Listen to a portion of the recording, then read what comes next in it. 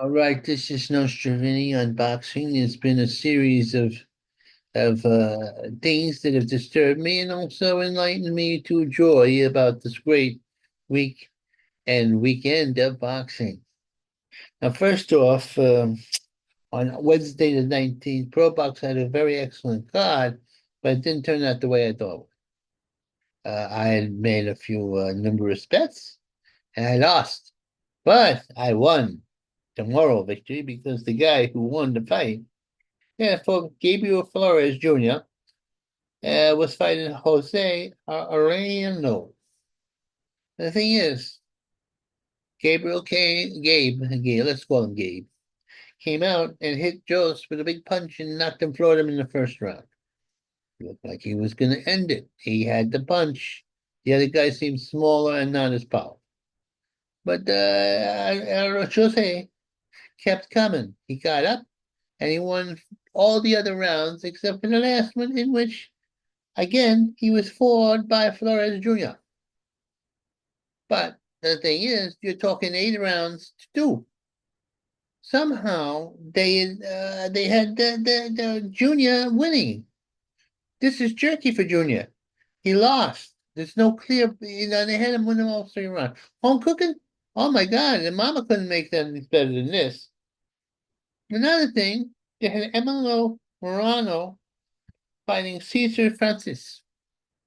Now this fight Emilio Morano was doing well. Initially he was shaky, and Caesar, who was a very talented guy, a little long in the tooth, not that long in the tooth, big, tall, black African American. Well, he actually is from another land, but anyway, he was like a Tommy Hearns type guy, and had a big punch, but not enough fire in the blood. But and in the end, the Moreno was getting the best of him, but they prematurely stopped the fight. The guy was still, he is questionable. Then they had what? Uh, Demichael Harris, 12-0 with 1 KO, with 11 KOs, fighting um, Anthony Cuba. Now, this is my fault. I make the guy wrong guy. I should have been a little more, because sometimes, American fighters of a certain persuasion have the big punch and the Tommy Hearns thing, and I'm thinking of all those knockouts. And Cuba had a good record, but it had fought with a top prospect, and Milton, I think it was, and he had done very well. And I should have said, nah, the other guy's proven, but the other guy has so many powers and he's so tall, but he ended up getting out for it most of the time until at one point he did floor or not or very hurt much Cuba. But Cuba came back afterwards and he kept on coming. Cuba's a very good fighter, and he's a proven commodity. I was wrong. So this whole it was a disaster. And then Anthony Morales, it was disastrous actually me watching Anthony Morales 8-0-1 with 7 KOs. This Cuban, this Mexican heavyweight, 9 feet tall. Well, he's 9'6'9". And he's fighting this other Mexican guy, and I never saw so much hugging in my life. It was like an Italian wedding, which you're greeting your uncle. So that was no good. I was not happy. I lost a lot. Not a lot of money, $20. But still, I'm a poor person. Can't afford this kind of stuff. I've taken a vow of, obviously, of what's it called? The poverty. Obvious. Let's say something here. This, I'm just gonna evaluate one fight. The rest of the card was sort of like nothing standing out. Averius Griffin, who I christen as the Black Cobra. I hope it sticks. He doesn't have a room um, nickname yet. This guy's wide-shouldered, powerful, powerful black man. He was fighting Jose Jan Sanchez. You know what? Sanchez has never been stopped. I don't believe so. And he has fought in top guys. He was destroyed. He floors 8 rounds. And the guy kept on getting up because got that Mexican heart. But he was outgunned. It was fight. He was like he was fighting a light heavyweight almost because the shoulders, the muscles. I don't know. You know, they did the same weight class, 147. I'll tell you, Averroes Griffin. This guy is the real deal in terms of firepower and in terms of boxing ability. He's very dangerous man, a very dangerous man. And I don't know. I think I see a future champion. Gary Man. Okay. Now, there have been a lot of changes in the big card and a few other things happening on the weekend.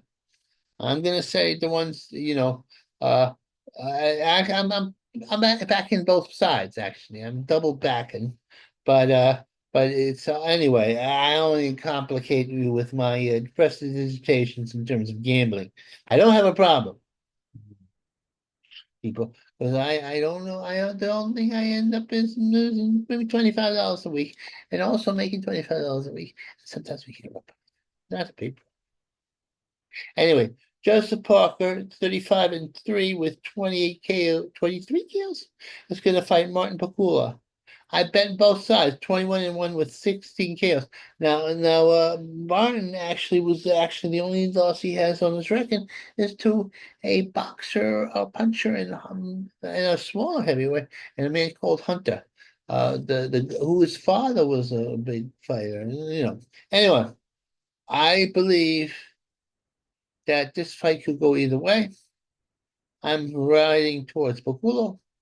I think Parker could outbox him. It's a pick fight.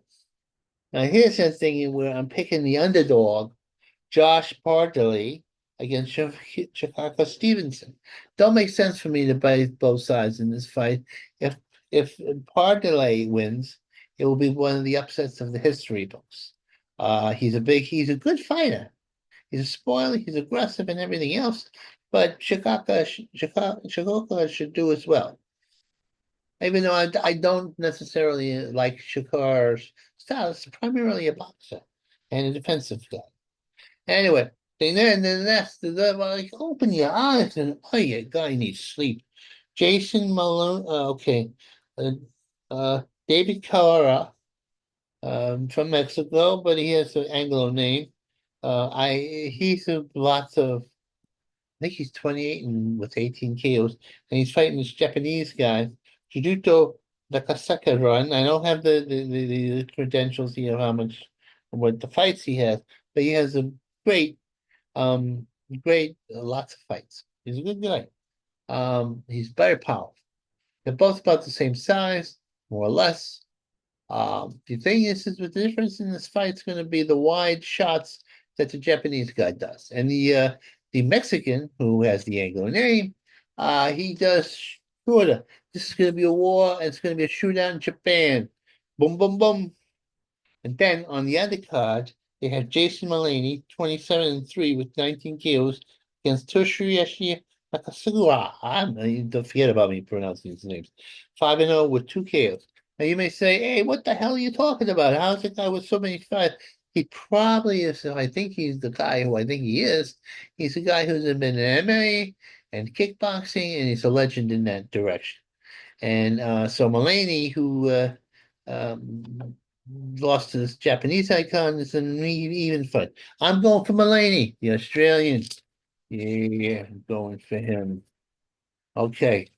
Anything else? Well, they're gonna have oh wait, let me think. Um oh my God. Anyway, it's gonna be another fight. The fights on the weekend, the big card. I'm going to Slovenian, and there's going to be fights tomorrow. There's one from South Africa.